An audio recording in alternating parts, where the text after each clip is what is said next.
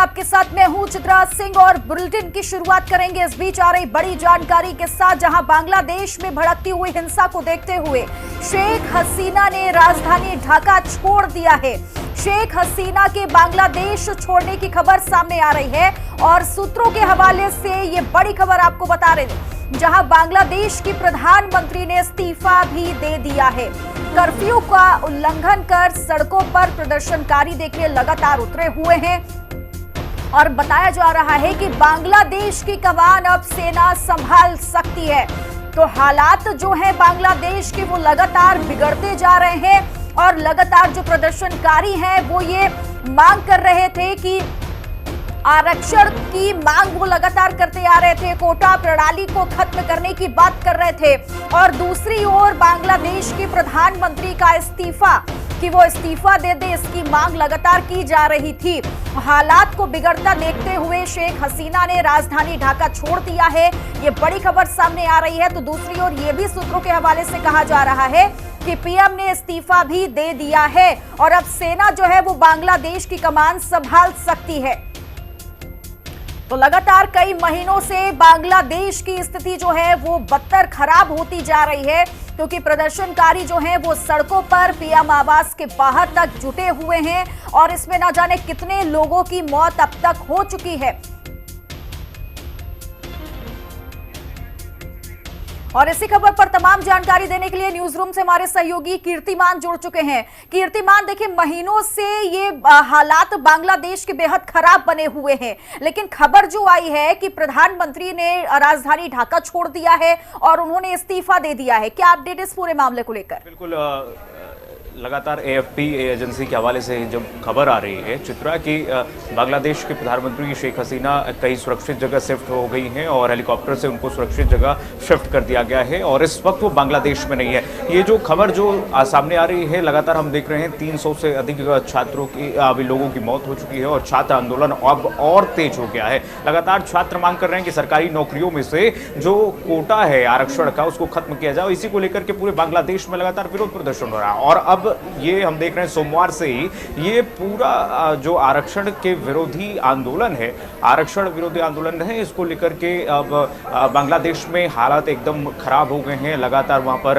आगजनी हो रही है, लोगों को जो है लोगों की कारों को, लोगों की गाड़ियों को जलाया जा रहा है। अभी जो खबर सामने आ रही है कि जो प्रदर्शनकारी हैं बांग्लादेश के प्रधानमंत्री शेख हसीना के आवास में घुस गए हैं, वहां पर आगजनी हुई है और उसके बाद जो है सेफ उनको, ये भी खबर सामने रही सूत्रों के हवाले से कि देखिए प्रधानमंत्री शेख हसीना को भारत भी लाया गया है, वो भारत भी आई हैं। कुल मिलाकर के अभी इस बीच रोकूंगी कीर्तिमान, मोहम्मद अली शाह रक्षा विशेषज्ञ हमारे साथ जुड़ चुके हैं, उनसे जानेंगे इस खबर को लेकर के। आपसे सवाल है सर कि ये जो स्थिति बांग्लादेश की बनी हुई है और दूसरी ओर प्रधानमंत्री का इस्तीफा दे देना, किस तरीके से देखते हैं आप इस पूरी घटना को, पूरी खबर को? ये थोड़ी चिंताजनक बात है उनके देश के लिए, इसमें तो कोई शक की बात नहीं है। और बात ये है कि इसको मिलिट्री हो सकता है कि वहां पे टेक ओवर कर दे बांग्लादेश के अंदर और शेख हसीना अगर ढाका छोड़ के जा ही गई होंगी तो ये अलार्मिंग बात है हमारे पड़ोसी मुल्क के लिए। और हमने 71 में हम ही ने लिबरेशन ऑफ बांग्लादेश करवाया था, तो इसके लिए हम कंसर्न तो रहेंगे इसमें 100% कोई शक की बात है ही नहीं। और 2020 में पैंडेमिक से कुछ दिन पहले मेरे को न्योता आया था बांग्लादेश से एक टेडेक्स टॉक देने का, तो वहां पे जो मैंने माहौल देखा था, लेकिन वो सब लोग सपोर्ट में थे उस टाइम पे शेख हसीना के, जो मैं माहौल भाप पाया था वहां का।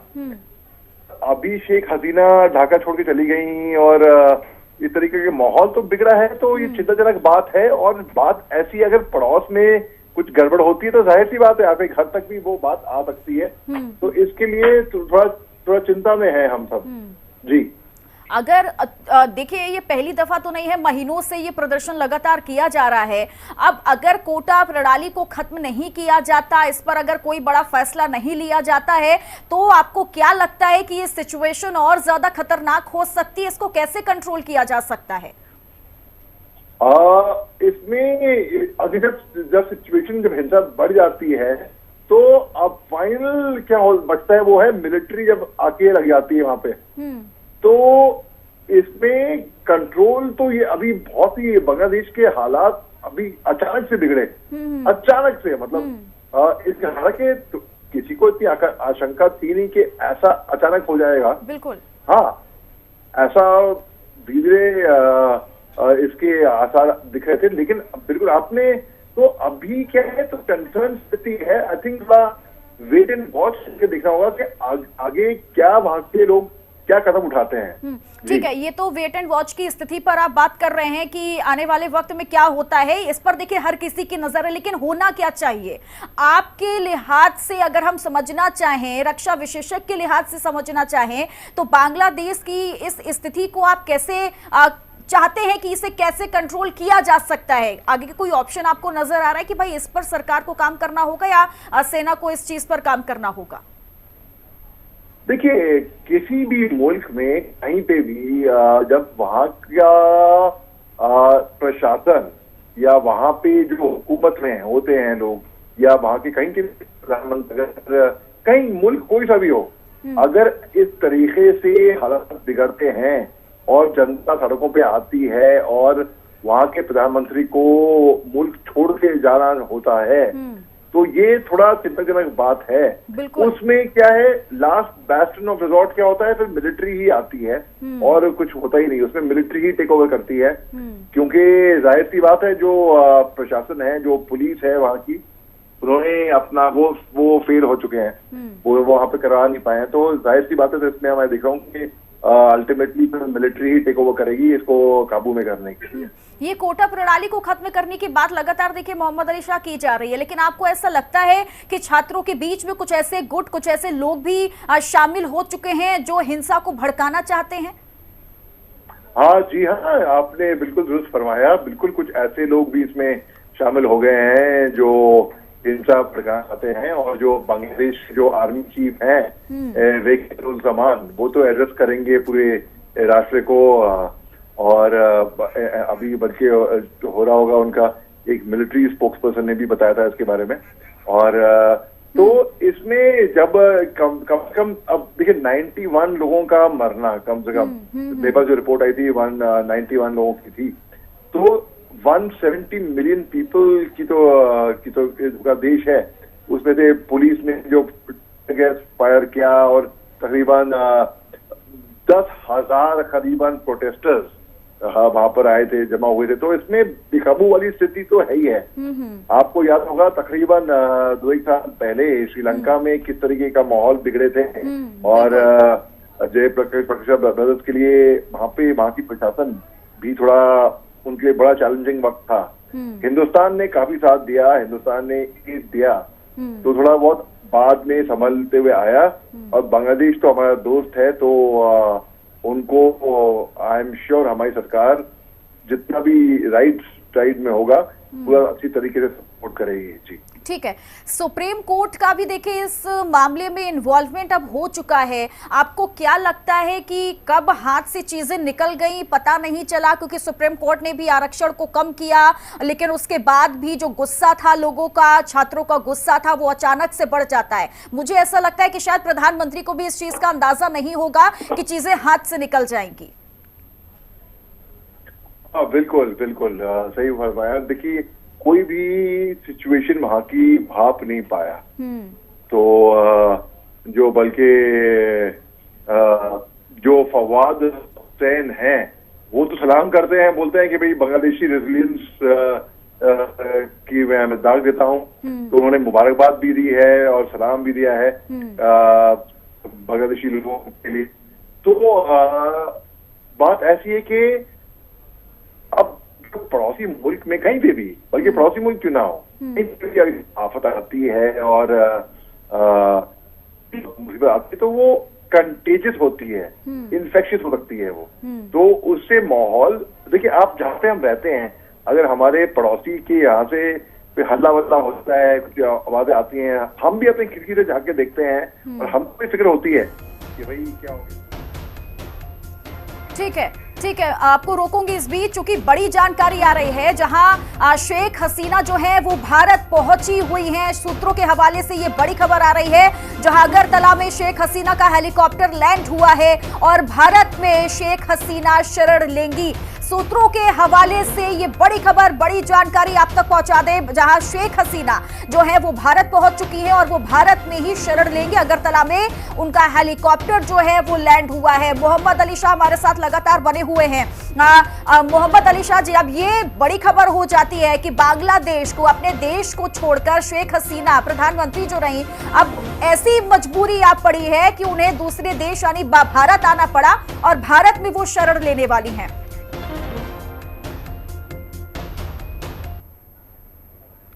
मुजीबुर रहमान को हमारे हिंदुस्तान के ही ऑफिसर ने, गार्ड रेजिमेंट के हैं, उनको मैं अच्छे जानता हूँ, उन्होंने ही देश में मुजीबुर रहमान, शेख हसीना टाइम छोटी थी 71 में, तो इनको बचाया था।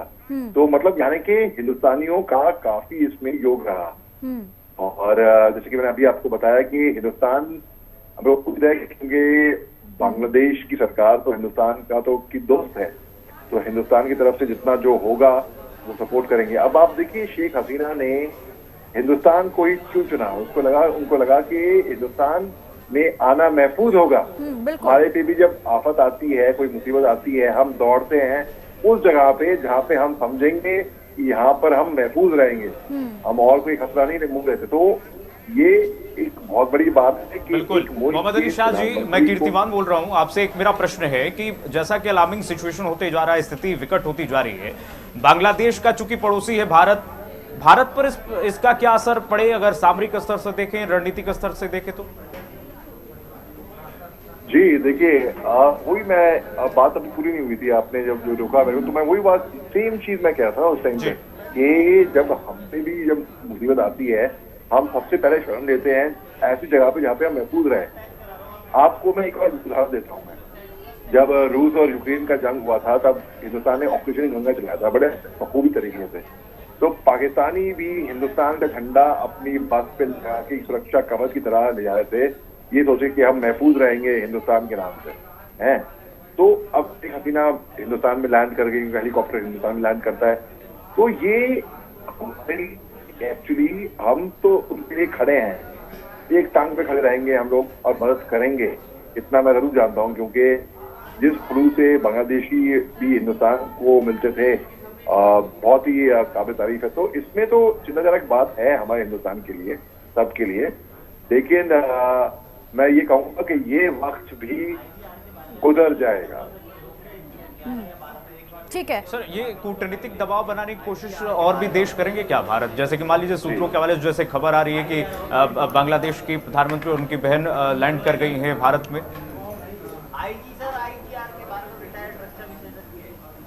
जी सर, आपको आवाज मिल पा रही है?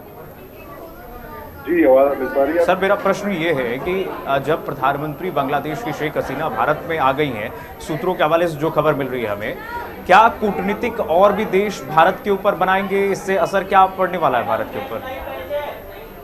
देखिए, भारत एक चक्कर ये है कि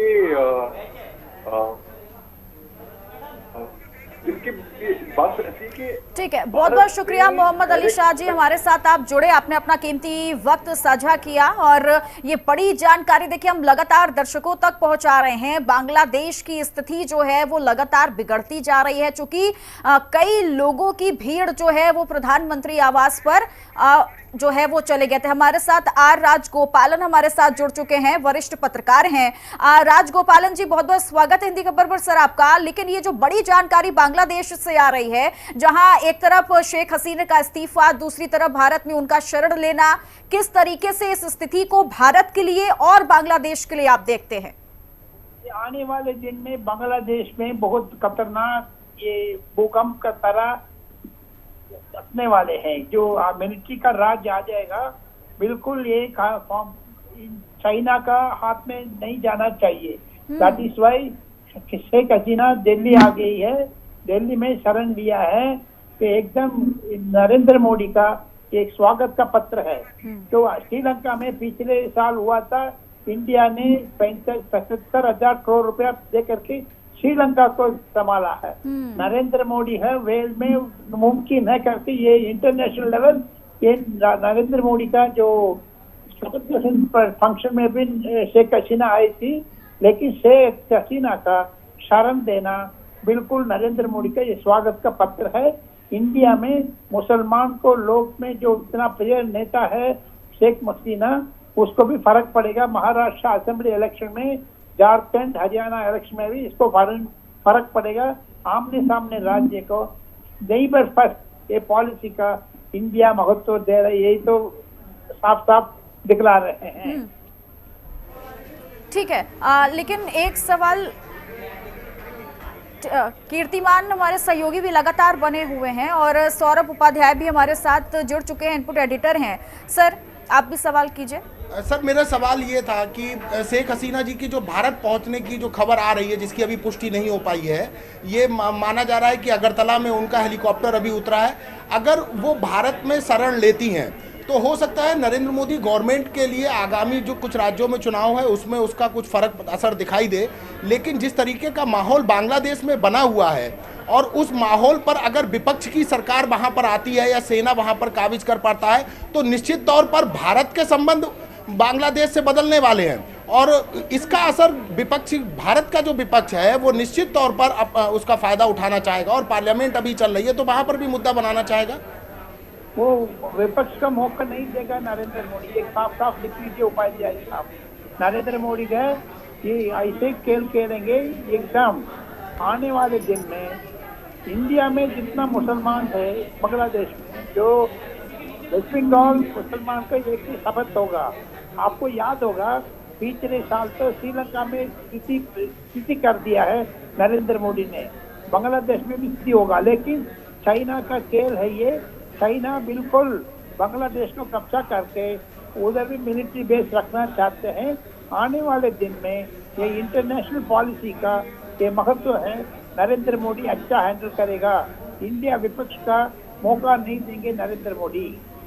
भारत अगला किस तरीके का कदम सर आगे उठा सकता है कि क्योंकि अगर अब अगर देखा जाए तो निश्चित तौर पर वहां पर एक तरीके से सेना ने पूरी तरीके से कब्जा कर लिया। एक बहुत बड़ी खबर ये आ रही है, पुलिस पूरे बांग्लादेश से एकदम से हट सी गई है, प्रधानमंत्री हाउस के अंदर आम जनता का कब्जा हो गया है। तो भारत का नेक्स्ट स्टेप बांग्लादेश को लेकर अब और क्या हो सकता है?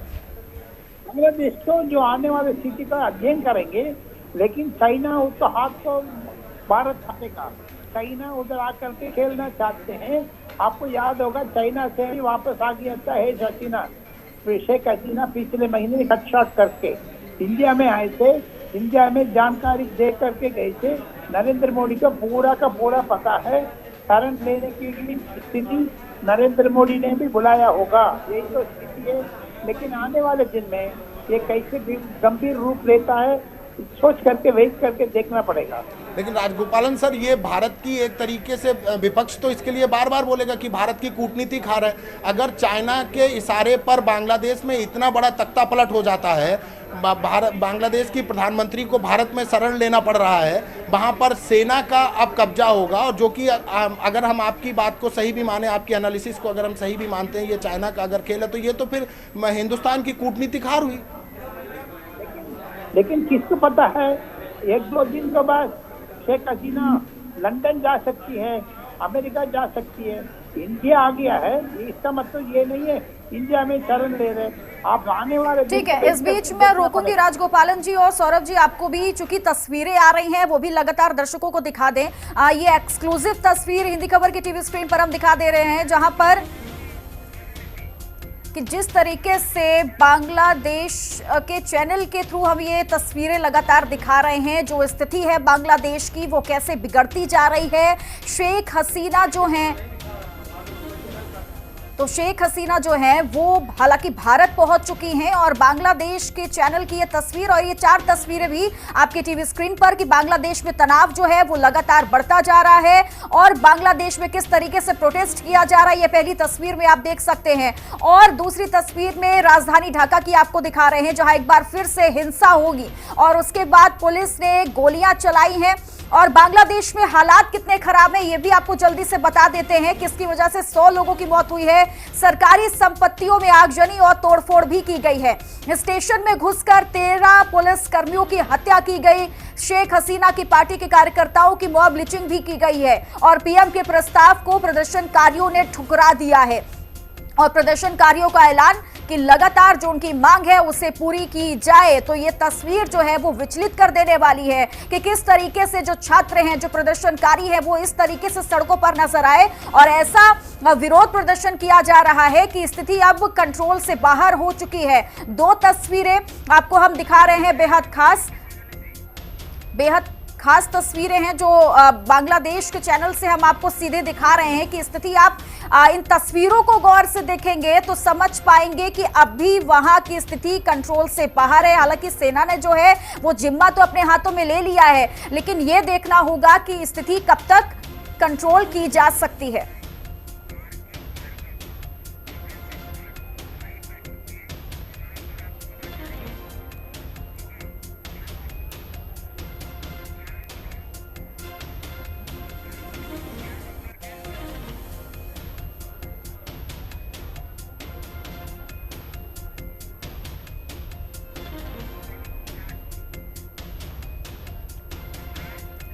तो ये तस्वीर भी आपको हम लगा। तो आरके भार्गव हमारे साथ जुड़ चुके हैं, डिफेंस एक्सपर्ट हैं। सर, ये जो तस्वीरें बांग्लादेश से आ रही हैं विचलित कर देने वाली हैं, लेकिन शेख हसीना का भारत पहुंचना, भारत में शरण लेना, इसको किस तरीके से देखते हैं आप भारत और बांग्लादेश के लिए? देखिए, ये बांग्लादेश की हिस्ट्री में अगर आप थोड़ा जाएं तो सन 71 के बाद में सन 73 में बीएनपी, जो कि हमेशा से भारत के खिलाफ रही है, अवामी लीग के खिलाफ रही है, उन्होंने मुजीबुर रहमान और उनकी फैमिली के लगभग सभी लोगों की हत्या कर दी। आप अगर शेख हसीना वहां पर मौजूद होती तो शायद उनके लिए भी बचना संभव नहीं होता। तो उन्होंने जो भी एक्शन लिया है, आई थिंक उन्होंने एक वाइज एक्शन लिया है कि वहां से बांग्लादेश को छोड़ करके उन्होंने हिंदुस्तान में आकर के शरण दी है। कम से कम उन्हें ये उम्मीद है कि हिंदुस्तान उनके साथ कोई भी गलत नहीं होने देगा, ना ही उनको पकड़ करके बाद में बीएनपी के अगर गवर्नमेंट आती है तो उसके हवाले करेगा। माफी चाहूंगा, आपको यहाँ पे रोकना चाह रहा हूँ, लेकिन जो अभी स्थिति वहां पर बनी हुई है, प्राइम मिनिस्टर हाउस पर बीएनपी के और छात्रों का कब्जा हो जाना, सेना का पूरा बांग्लादेश पर कब्जा हो जाना, इस स्थिति को अगर हम प्राइम ऑफ किस तरीके से देखें, मतलब ये पूरी तरीके से मान लिया जाए कि वहां पर तख्ता पलट हो गया है? देखिए, जितना अभी समय हो रहा है, जितना आप भी देख रहे हैं, जिसकी 5-7 दिन 15 दिन से ये आरक्षण के विरोध में चल रहा है, वो एक बहाना था, पता लगा था कि वो बहाना है। असली काम इसका ये था वहाँ से अवामी लीग की गवर्नमेंट को किसी तरह से वहाँ पर हटाना, जिसमें वो आज की तारीख में सफल हुए हैं। उन्होंने इतने इस लेवल के ऊपर आकर के उन्होंने वहाँ प्रदर्शन किए हैं, इस लेवल के ऊपर आकर के उन्होंने वहाँ पर उत्पात मचाया है कि गवर्नमेंट को वहां से, मतलब गवर्नमेंट पंगु हो गई है, गवर्नमेंट को कुछ करते धरते नहीं बन रहा है। अभी नहीं कह सकते कि ये इस तरह के आरक्षण की आग वहां कब तक लगी रहेगी, कब ये शांत होगी, शांत होने के बाद ये किस दिशा में जाएगी, ये अभी कहना बहुत मुश्किल है। क्योंकि इसमें दोनों, देखिए, अवामी लीग या जो शेख हसीना की पार्टी है वो भी ऐसा नहीं कि वहां पर स्ट्रांग नहीं है, स्ट्रांग है, लेकिन जिस समय कहीं भी कोई दंगा होता है, जो दंगाई होते हैं वो 10 आदमी 1000 के ऊपर भारी पड़ते हैं। आज वहाँ पर यही हाल है कि जो बीएनपी के नहीं, भार्गव सर, अगर देखा जाए तो ये आरक्षण का मुद्दा तो था ही नहीं। 30% आरक्षण को लेकर जिसमें छात्र जो सड़कों पर उतरे थे और सड़क पर उतरकर जो उन्होंने प्रोटेस्ट किया था, वो तो बांग्लादेश की सुप्रीम कोर्ट ने आरक्षण का एक बहुत बड़ा हिस्सा वापस ले लिया था और केवल 5% आरक्षण जो स्वतंत्रता संग्राम सेनानियों के लिए रखा। अगर ये केवल आरक्षण का मुद्दा होता तो ये आग तो जुलाई में ही खत्म हो गई होती। मतलब जो जिस समय 67 लोगों की मौत हुई और 100 लोगों की मौत जो अभी हुई है, कि आरक्षण का मुद्दा तो वहाँ पर खाली चिंगारी को भड़काने के लिए था। चिंगारी को भड़का करके उन्होंने भीड़ को इकट्ठा कर लिया, गवर्नमेंट को, पब्लिक को गवर्नमेंट के खिलाफ कर लिया। तो अब इसके बाद आरक्षण का मुद्दा वहाँ कहीं बचता ही नहीं है। वैसे भी वहाँ के सुप्रीम कोर्ट की जो डिसीजन था, जिसमें उन्होंने आरक्षण को घटा करके सिर्फ 5% कर दिया था, एक तरह से वो वहाँ पर खत्म हो जाना चाहिए था वो मुद्दा। लेकिन उसी मुद्दे को लेकर के ये प्रदर्शन जारी रहे। और फिर उसके बाद जो लोग वो घायल हुए थे उन लोगों के इलाज की फिर मांग हुई। कुल मिला के वो आरक्षण का मुद्दा एक तरीके से आगे बढ़ता चला गया, लेकिन शेख हसीना की सरकार वहां पर जो है वो पूरी तरीके से फेल रही। भार्गव सर, ये मैं एक चीज़ बस इसमें समझना ये चाहता हूँ, शेख हसीना का शरण देना, भारत ने हमेशा अपने पड़ोसी मुल्कों की पूरी कद्र की है। जिसने भी शरण ली है हमने दिल खोल कर उसका स्वागत किया और हमने उसको शरण दिया। बांग्लादेश में शेख हसीना सरकार से हमारे बहुत अच्छे रिलेशन भी रहे, लेकिन इन परिस्थितियों में जब वहां पर अब तख्ता पलट हो गया है और बीएनपी बांग्लादेश नेशनल पार्टी वहां पर हावी होती चली जा रही है, तो इन परिस्थितियों में, हालांकि अभी पहले तो इसी खबर की अभी पूरी पुष्टि नहीं हुई। দেশের সমস্ত কার্যকলাপ চলবে। আমরা এখন মহামান্য রাষ্ট্রপতির কাছে যাব, যে এই ইন্টারিম গভর্নমেন্ট ফর্মের ব্যাপারে ওনার সাথে আলাপ আলোচনা করে আমরা একটা ইন্টারিম গভর্নমেন্ট ফর্ম করে দেশ পরিচালনা করব। আমি আপনাদের কথা দিচ্ছি, সমস্ত হত্যা, সমস্ত অন্যায়ের বিচার আমরা করব। আপনারা সেনাবাহিনীর প্রতি আস্থা রাখেন, সশস্ত্র বাহিনীর প্রতি আস্থা রাখেন। আমি সমস্ত দায় দায়িত্ব নিচ্ছি, আপনাদের জানমাল, এবং আপনাদেরকে আমি কথা দিচ্ছি যে আপনারা আশাহত হবেন না। ইনশাল্লাহ আপনাদের যত দাবি আছে সেই দাবিগুলো আমরা পূরণ করব এবং দেশে একটা শান্তি শৃঙ্খলা ফিরিয়ে নিয়ে আসব। আপনারা আমার সাথে সহযোগিতা করেন, দয়া করে আর এই ভাঙচুর, হত্যা, মারামারি, সংঘর্ষ এগুলো থেকে বিরত হন। আমি নিশ্চিত যে আপনারা যদি আমার কথা মতো চলেন, আমাদের সাথে যদি একসাথে যদি কাজ করি আমরা, নিঃসন্দেহে আমরা একটা সুন্দর পরিণতির দিকে আমরা অগ্রসর হতে পারব। আপনারা দয়া করে আমাকে সাহায্য করেন। মারামারি করে এই সংঘাতের মাধ্যমে আমরা আর কিছু অ্যাচিভ করতে পারবো না, আর কিছু আমরা পাবো না। সুতরাং দয়া করে আপনারা সমস্ত ধ্বংসযজ্ঞ, সমস্ত অরাজকতা, সমস্ত সংঘর্ষ থেকে বিরত হন এবং ইনশাআল্লাহ আমরা সবাই মিলে একটা সুন্দর ভবিষ্যতের দিকে আমরা অগ্রসর হব। প্রতিটা হত্যার বিচার করা হবে, প্রতিটা অন্যায়ের বিচার হবে। আমরা আজকে সুন্দরভাবে কথা বলেছি, সমস্ত দলের প্রধান দলের নেতারা এখানে উপস্থিত ছিলেন। আমি ওনাদের ইনভাইট করেছিলাম এখানে, ওনারা ভেরি নাইস অফ দেম যে ওনারা এসেছেন, অ্যান্ড আমরা একটা সুন্দর আলোচনা করেছি এবং এই আলোচনাটা ফলপ্রসূ হবে বলে আমি মনে করছি এবং আমরা একটা সুন্দর একটা ইন্টারিম গভর্নমেন্ট ফর্ম করে আমরা দেশ পরিচালনা করব। মাননীয় প্রধানমন্ত্রী পদত্যাগ করেছেন এবং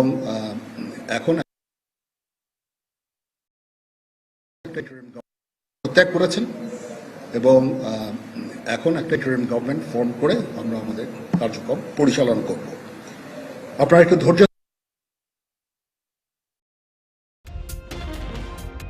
तो आर्मी चीफ की प्रेस कॉन्फ्रेंस चल रही थी। सीधे तौर पर ये कहा जा रहा है कि देश जो है वो सेना पर भरोसा रखे, विश्वास रखे और हम अंतरिम सरकार बनाएंगे। हालातों पर सेना की लगातार नजर बनी हुई है कि किस तरीके से भी बांग्लादेश को कंट्रोल में करना है, स्थिति को कैसे सामान्य बनाना है, इस पर भी हमारी चर्चा चल रही है। राष्ट्रपति से मिलकर आगे जो भी काम है उसे किया जाएगा, जो भी अन्याय हुआ उस पर विचार करेंगे और देश सेना पर भरोसा रखे। तो बांग्लादेश आर्मी चीफ की ओर से देखिए प्रेस कॉन्फ्रेंस की गई। हालातों को कैसे कंट्रोल करना है, क्या कुछ अभी चल रहा है, क्या कुछ होने वाला है, इस पर उन्होंने सीधे तौर पर कहा है और एक संदेश जरूर यहां पर देश की जनता को दिया है, बांग्लादेश की जनता को दिया है कि घबराने की जरूरत नहीं है, चूंकि सेना पर विश्वास रखना होगा। हालातों पर सेना की नजर जो है वो लगातार बनी हुई है और अंतरिम सरकार बनाकर देश चलाने का काम हम करेंगे। और बांग्लादेश आर्मी चीफ की ओर से बड़ा बयान दिया गया है। तो बांग्लादेश पुलिस जो है वो सीधे तौर पर कह सकते हैं कि अभी गायब ही नजर आ रही है, क्योंकि स्थिति ही ऐसी बन गई है कि उसे वो अपने हाथ में नहीं रही है। और यही एक बड़ा कारण है कि शेख हसीना को बांग्लादेश छोड़ना पड़ा है। 4 तस्वीरें जो आप मेरे अगल बगल में देख रहे हैं वो भी बांग्लादेश से जुड़ी हुई हैं, बेहद खास हैं। अगर आप इन तस्वीरों को गौर से देखेंगे तो स्थिति क्या बनी हुई है आप समझ सकते हैं कि बांग्लादेश में किस तरीके से प्रोटेस्ट चल रहा है। दूसरी तस्वीर हम आपको राजधानी ढाका की दिखा रहे हैं, जहां पर एक बार फिर से हिंसा हुई और इसका खामियाजा ये हुआ कि प्रधानमंत्री जो रही शेख हसीना, उन्हें बांग्लादेश छोड़ना पड़ा और भारत में शरण लेनी पड़ी है। तो बेहद खास तस्वीरें। और इस बीच हमारे साथ विदेश मामलों के जानकार प्रमोद पावा हमारे साथ जुड़ चुके हैं। प्रमोद जी, ये बांग्लादेश की स्थिति और दूसरी ओर शेख हसीना का भारत आ जाना, ये क्या दर्शाता है? किस तरीके से आप इस पूरी स्थिति को, पूरी खबर को आप कैसे देखते हैं सर? देखिए, ऐसा है, हम जितनी भी थर्ड वर्ल्ड की कंट्रीज हैं तो वो कम या ज्यादा कहीं ना कहीं बड़ी देशों के और जो दुनिया की महाशक्तियां हैं, हम उनके खिलौने मात्र हैं। अब हम इस चीज को स्वीकार नहीं करते, लेकिन ये कड़वी सच्चाई है।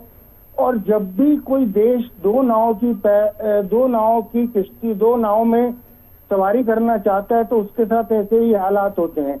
ऐसा ही हमने श्रीलंका में देखा, पहले उनकी आर्थिक स्थिति डिस्टर्ब हुई, उसके बाद बहाने बने। ऐसा ही हम ब्रिटेन में देख रहे हैं, जैसे ही ब्रिटेन ने अपना पाला बदला और पाला बदल के वो एंटी इजराइल हुआ तो वहां पर दंगे और फसाद शुरू हो गए। ऐसा ही बांग्लादेश में हुआ। बांग्लादेश अभी तक वेस्ट के और इंडिया के साथ चलता रहता था और एक तरफ चल के अपनी मवाद को और अपने हकों की तरफ लड़ता होता था, लेकिन जैसे ही उसने अपना पाला बदल के चीन की तरफ जाना शुरू किया तो दोनों महाशक्तियां, चाहे वो चीन हो या वेस्ट हो, वो उसको अपनी तरफ खींचने की कोशिश करेंगी। और ये एक स्ट्रीट पावर होती है, इसको स्पेन में कहते हैं 5th कॉलम। जरूरी नहीं है कि हम जो लड़ाइयां लड़ रहे हैं या जो युद्ध देख रहे हैं वो बम बंदूक वाले ही युद्ध हो। ये भी एक युद्ध का हिस्सा है जिसमें स्ट्रीट पावर को और जनता को सड़कों पर ले आया जाता है, चाहे उसके लिए एनजीओ हो या और दूसरे ग्रुप हो। ऐसा ही आप समझें कि 5th जनरेशन वॉर है, 6th जनरेशन वॉर है जो मीडिया से लड़ी जाती है। आपको रवांडा याद होगा, रवांडा के अंदर भी इस तरीके से इंसर्जेंसी फैला दी गई और पूरे अफ्रीका को आज इसीलिए डेवलप नहीं होने दिया जाता कि वहां की आंतरिक स्थितियां डायरेक्टली और इनडायरेक्टली उन महाशक्तियों के हाथ में होती हैं या उनके अपने प्यादे वहां पर प्लांट होते हैं। यानी सीधे तौर पर प्रमोद जी ये कह सकते हैं कि शायद शेख हसीना को भी ये अंदाजा नहीं था कि हालात बांग्लादेश के इतने बिगड़ जाएंगे। शायद ये जो प्रदर्शन है वो इतना बड़ा प्रदर्शन हो जाएगा कि उन्हें भारत में और बांग्लादेश को ही छोड़ना पड़ेगा, नहीं तो शायद समय रहते इस स्थिति को कंट्रोल करने की कोशिश भी की जा सकती थी। ऐसा कहना चाहते हैं आप? आपको एक छोटी सी घटना यहाँ इनका बयान याद करा दें। इन्होंने अभी पिछले दिनों एक बयान दिया था कि एक व्हाइट मैन मेरे पास आया और उसने बोला कि बांग्लादेश का कुछ हिस्सा और कुछ बाकी देशों के हिस्से तोड़कर एक नया कंट्री बना दिया जाए जो क्रिश्चियन कंट्री हो। तो हमारा जो नॉर्थ ईस्ट है, बांग्लादेश से मिलती हुई सीमाएं हैं, ये सारा वो एरिया है जहाँ लिथियम और प्राकृतिक संसाधन बहुतायत में प्राप्त हैं। अब तेल के बाद हमारी जो अर्थव्यवस्था है दुनिया की, वो रेयर मेटल्स की तरफ जा रही है। तो उसकी लूट के लिए, जैसा अरब्स को किसी जमाने में कब्जा किया गया था, उस्मानिया को गिरा के और 55 अरब देश बना दिए गए थे, कुछ ऐसा ही महाशक्तियां इधर हो रही हैं। ये बहुत दुर्भाग्यपूर्ण है, हिंसा कहीं भी नहीं होनी चाहिए। और उसके अलावा जहां भी हमारा पड़ोस स्थिर होता है वो हमारे लिए बड़ा एक खतरे की घंटी है और हमें इसको बहुत सिंसियरली लेना चाहिए। और इसलिए भी सिंसियरली लेना चाहिए कि उसके साथ हमारी एक बहुत बड़ी सीमा भी मिलती है। और खासकर जो उत्तर पूर्व है हमारा, वो काफी समय से आप देख रहे हैं कि मणिपुर में एक लगभग गृह युद्ध जैसी स्थिति है। तो इस तरीके की स्थितियों में महाशक्तियों की दखल अंदाजी होती है और नो डाउट इसको एक अच्छा संकेत हम नहीं मानते भारत के लिए। लेकिन प्रमोद जी सवाल ये भी है कि अब बांग्लादेश में, अब देखिए सेना जो है वो बांग्लादेश को संभालने वाली है। अब सीधे तौर पर अभी आर्मी चीफ की ओर से भी प्रेस कॉन्फ्रेंस करके ये कहा गया कि घबराने की बात नहीं है, सेना पूरा ध्यान जो है वो देश की जनता का रखने वाली है। लेकिन क्या इस सिचुएशन में जो और पड़ोसी देश हैं, पड़ोसी जो मुल्क हैं, वो इस बात का फायदा उठा सकते हैं? और सबसे ज्यादा जिक्र तो देखिए चाइना का किया जा रहा है कि कहीं ना कहीं चाइना का एक बहुत बड़ा रोल है और वो इसमें कहीं ना कहीं बहुत बड़ा फायदा उठा सकता है बांग्लादेश का।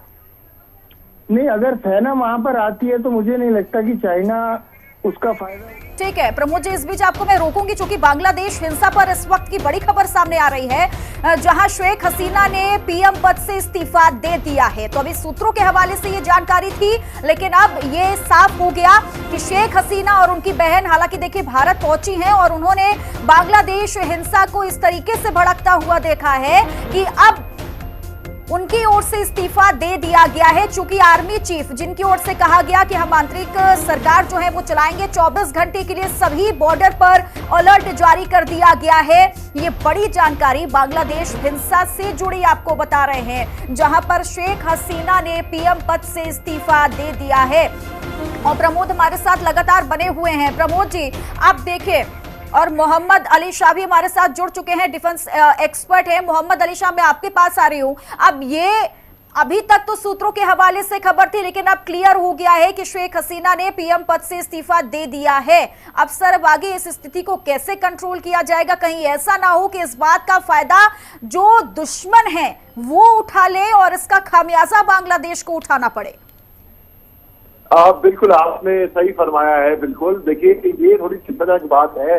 ये हमारे पड़ोसी मुल्क, हमारे दोस्त बांग्लादेश की प्रधानमंत्री शेख हसीना ने इस्तीफा दे दिया है और मुल्क छोड़ के अभी महफूज तरीके से वो लैंड कर चुकी हैं हिंदुस्तान के अंदर, क्योंकि इनको हिंदुस्तान महफूज लगता है।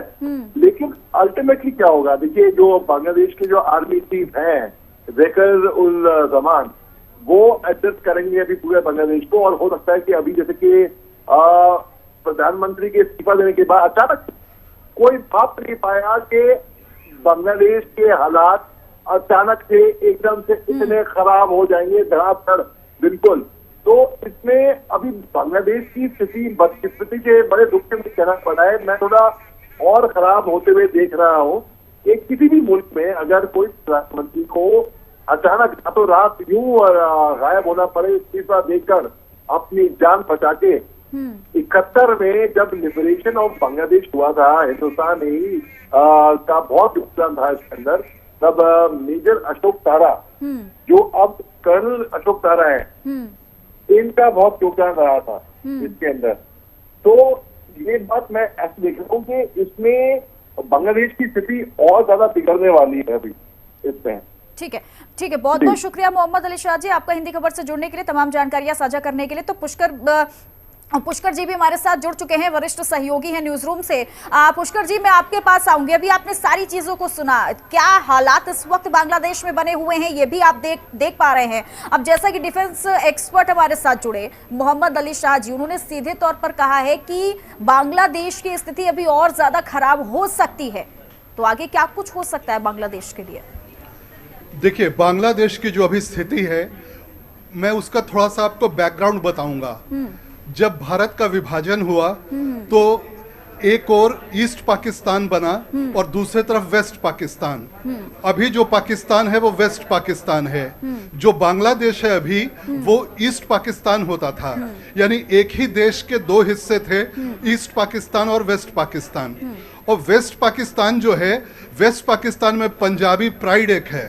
पंजाब के लोग जो हैं वहाँ के, उनमें एक पंजाबी प्राइड होता था और उनको होता था कि जो बांग्लादेश यानी उस समय ईस्ट पाकिस्तान के लोग हैं वो असली मुस्लिम नहीं हैं। वो असली मुस्लिम नहीं है क्योंकि आपका जो नाम होता है, नाम आपकी भाषा को लेकर होता है। आप वहाँ अगर बांग्ला बोल रहे हैं तो आपका नाम बांग्ला होगा। जैसे वहाँ कई नाम आपको मिल जाएगा, पुष्कर अली या चित्रा, कोई भी उसमें मुस्लिम ये लगा लीजिए,